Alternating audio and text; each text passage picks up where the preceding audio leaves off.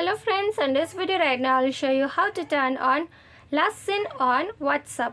So friends, before we continue this step, please do not forget to like the video and subscribe the channel. Okay, so let's start the video. At first you have to move on WhatsApp. Then here you have to click on this three dot on the app set you'll found it. Then here you have to click on setting. Then here you have to click on account. Here click on privacy. Then here is the last seen. Okay, so click on it. If you want to turn on last seen on your WhatsApp, just choose any that you want to set. Okay, you can choose. This one is my contact exception.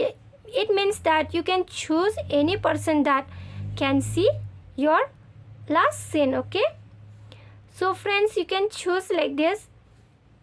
If you want to choose for everyone, click on everyone. If you want to choose for contact, click on contact and click on done, and it will be set. Okay, here you can turn on last seen on WhatsApp. So friends, if you love the video, do not forget to like the video, share the video and subscribe the channel, and thanks for watching.